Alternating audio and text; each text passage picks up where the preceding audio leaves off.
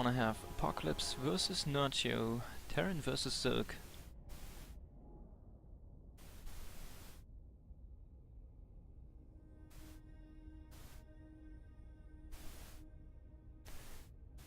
Both players are ready to start the game.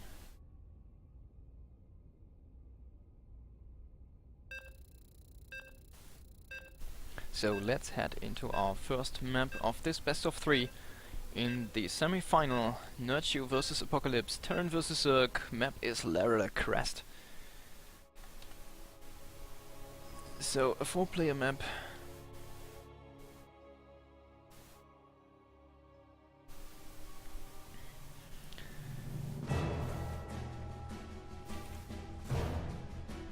Let's have a look how the players are gonna play this matchup on this map and introduce our players. As we have in the blue, in the bottom left, as our Zerg player, it is Nerchio. And on cross positions, as the teal Terran, it is Apocalypse.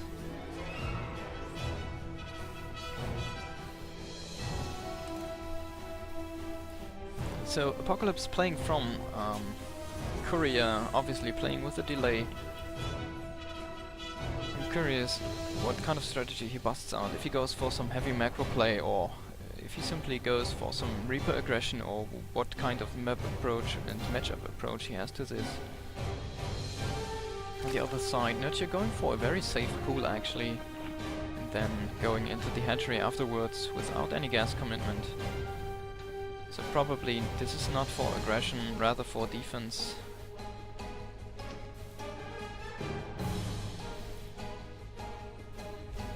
And Apocalypse going for the, well, no gas, so no Reaper expand. He's simply going for a 1 Rex expand.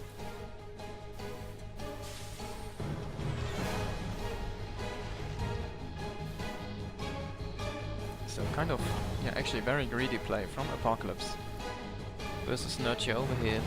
But Apocalypse has been said to be, or is quite cheesy actually most of the times in when he plays in this Go4SC2 Cup. And this is known by many of the other players, as he gets deep runs very often, and well, I've seen him quite often go for 3 Rex Reaper, but this is maybe a small mind game from him, just playing a very greedy opening and already denying this safety pool.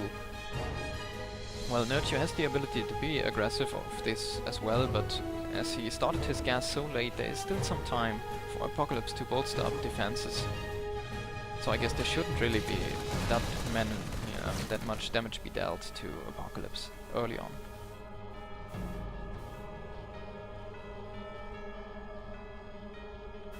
He knows though now the timing on the command center, so he knows how greedy his opponent has been opened up and is just going into a 3rd base himself, so probably not going to be that aggressive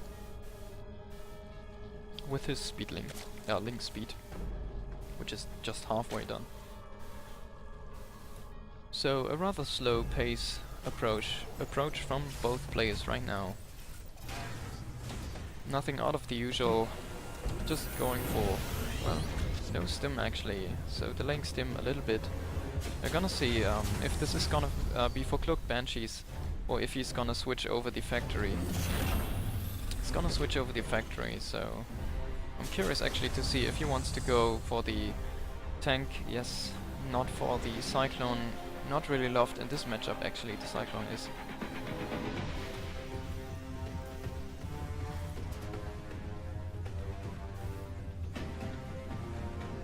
So the starport is being delayed quite a deal with this tank coming up and the 2nd barracks at first, as well as the reactor. So Apocalypse is looking to go into just units right now to be safe himself, as he knows Nerchio did scout him very early on and knows what kind of greedy strategies he is approaching.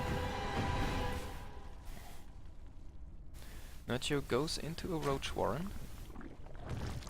But yeah, delay after this. Okay, I like that. Finally now, committing some tech over here.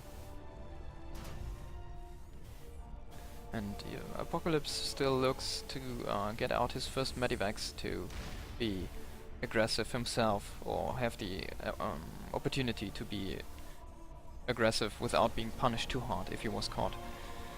But still, he is going into his third command, so he will delay the starport a little bit longer, and his ability to be aggressive is gonna be pushed back even further. And this opens up, yeah, heavy droning for Nerchio, obviously, and free reign with any kind of tech he would like to go into. We're gonna see soon, though, where he wants to take this one. He is not yet taken the gases on his third base, so... Well, though, this is a Spire, actually. So he will go and take these gases now. Go into more gas. And both scans did not see the Spire. Very nice placement there from Nerchio. Taking a gamble, and this paid off. Going into the double evolution chamber and actually roach speed. This is a little bit surprising to me, as I would assume simply Ling upgrades from here and the Spire with simple Ling and Mutalisk aggression. We have an NG bay though, and turrets can be set up.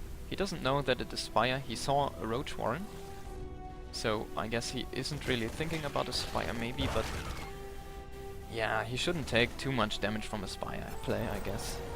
This is still a little bit away. And well, Nerchio is pooling quite some resources. He's gonna be able to punch out 10 mutas. And this drop is being spotted. Maybe he just wanted this to chase out this Overseer.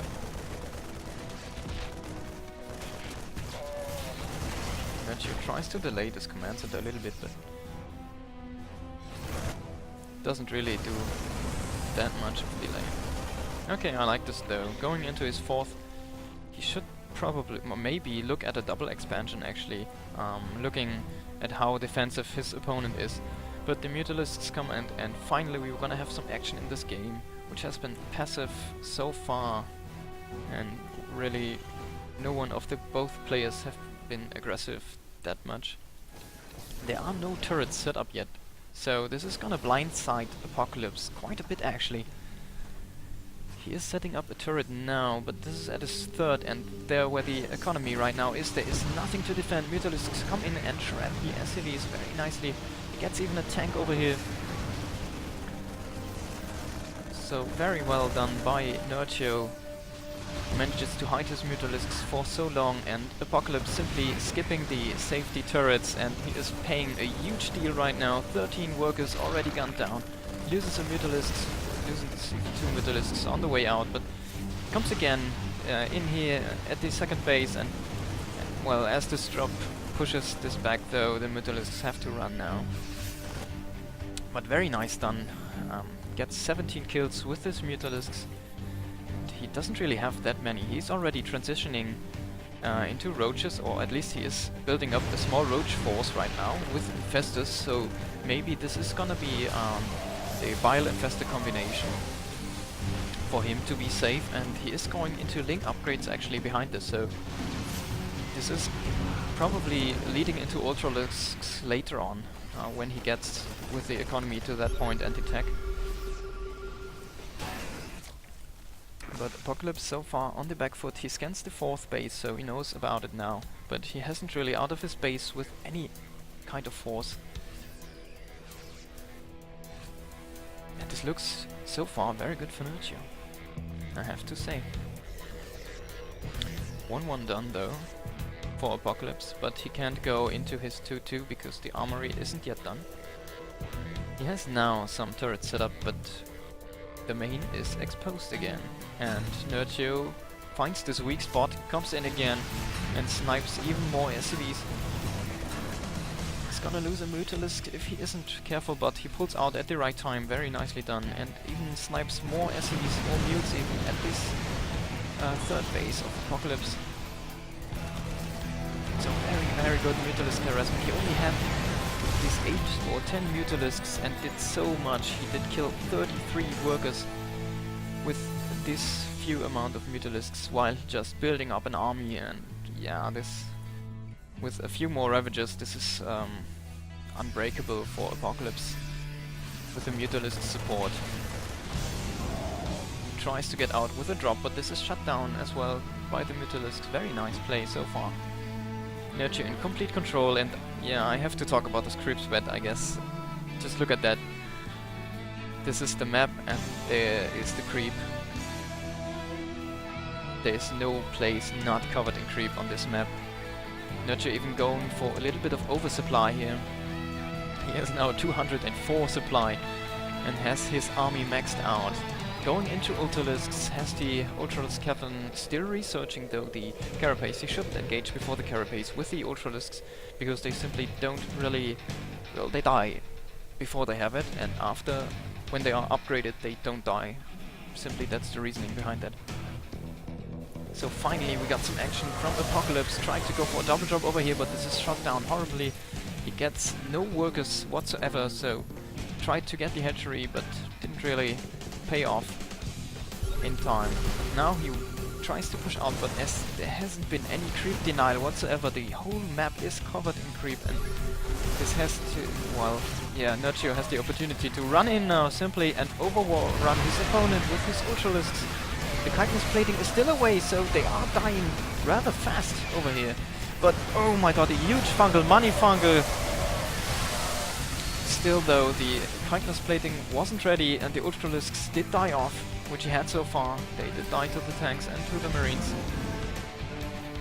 But from now on, Marines only deal 1 damage per shot to the Ultralisks, so... yeah. This army isn't really gonna be able to defeat the next wave of Zerg. Nerchio should be able to send over to his opponent.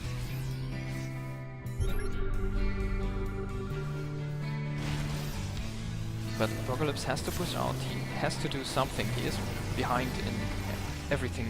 Well, he has now upgrades 2-2 done, but 3-3 is already coming up for Nerchio. And not even started for Apocalypse. He has the economic disadvantage by quite some. He has no opportunity to put up a 4th base right now, so he kind of has to push out here. But Nerchio just simply fighting on creep and having the speed advantage, running over his opponent with the Ultralisks, and there's no way for Apocalypse to stop this force of Zerg knocking at his front door. And even if he does, even if he manages to somehow, maybe with a nuke or something, to get this army, then he would have no bank, and Nerchio simply can reproduce with all his minerals he has at that point. So GG, very nice, well played from Nerchio, simply outplaying his opponent and